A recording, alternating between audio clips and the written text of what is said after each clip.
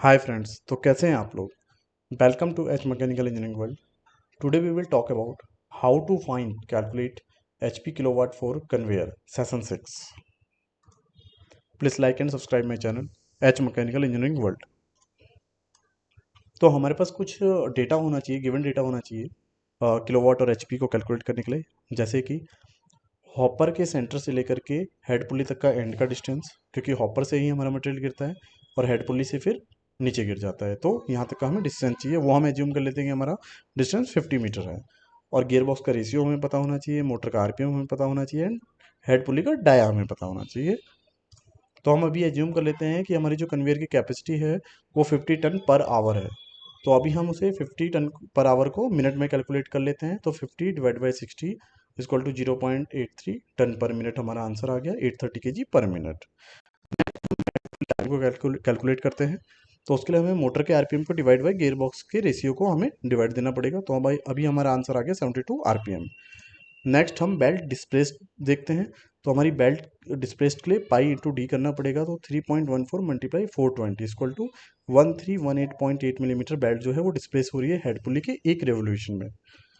Next belt जो है हमारी ट्रेवल इन 72 रेवोल्यूशन। तो अब हम निकालते हैं एक, अभी तो हमने एक रेवोल्यूशन का निकाला, तो 72 रेवोल्यूशन में कितने मीटर हमारी बेल्ट ट्रेवल होगी। तो उसके लिए 72 इन मल्टीप्लाई 1.318 को हम मल्टीप्लाई करेंगे। वहाँ एमएम में था, यहाँ हमने मीटर में कर लिया 1.318 को। तो 94.8 मीटर जो है हमारी बेल्ट वो एक मिनट में ट्रेवल करेगी। Next material in 1 metre belt. Material 1 metre belt में कितनी रह रहा है। तो उसके लिए हमें बेल्ट कैपेसिटी को डिवाइड देना पड़ेगा बेल्ट की स्पीड के साथ। तो 830 केजी मिनट हमारा पहले ही आ गया, सबसे पहले में हमारा आंसर आ गया।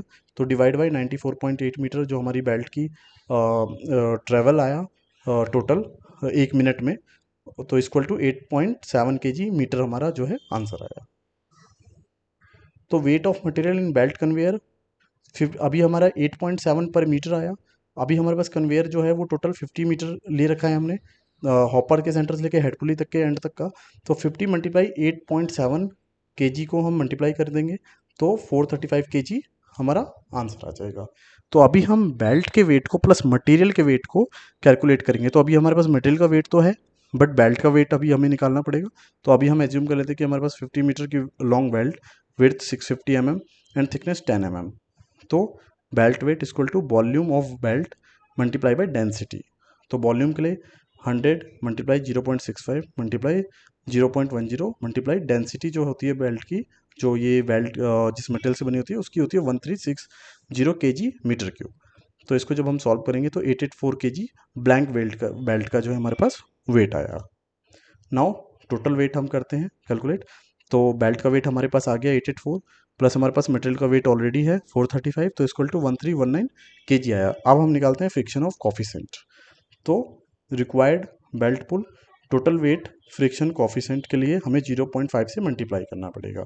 तो उसके लिए हमारे पास टोटल हमारा जो मटेरियल का वेट आया था वो आया था 1319 मल्टीप्लाई 0.5 इक्वल टू 659.5 केजी हमारा जो है मटेरियल का वेट आ गया। तो रिक्वायर्ड पावर अब निकालते हैं हम। तो बेल्ट पुल मल्टीप्लाई बेल्ट स्पीड। तो बेल्ट जो पुल है वो हमने निकाल रखा है। तो 659.5 मल्टीप्लाई बेल्ट की स्पीड कितनी निकली थी पर मीटर में। तो एक मिनट में तो 94.8 हमारा जो है मीटर पर मिनट निकला था बेल्ट का स्पीड। तो उससे हम जब मल्टीप्लाई करेंगे तो हमारा आंसर आ जाएगा 62520.6 मीटर केजी पर मिनट। अब एक H P 1 HP equal to होता है 4573.1 मीटर केजी पर मिनट। तो अब हम इसको इस वैल्यू को इससे डिवाइड दे देंगे, जो हमारी ऊपर की वैल्यू 62520.6 मीटर निकल के आई है। तो रिक्वायर्ड जब हम इसे डिवाइड दे देंगे तो हमारे पास आ जाएगा आंसर 13.6 HP। अब ये HP तो आ गया हमारे पास, बट हम इसको एग्जैक्ट वैल्यू में नहीं लेते, हम इस पर 1.5% जो है वो सेफ्टी ऑफ फैक्टर्स भी जोड़ते हैं। तो अब ये तो आपके पास HP आ गया। आप किलोवाट में देखते हैं। तो 1 kilowatt equal to 1.3 point HP होता है।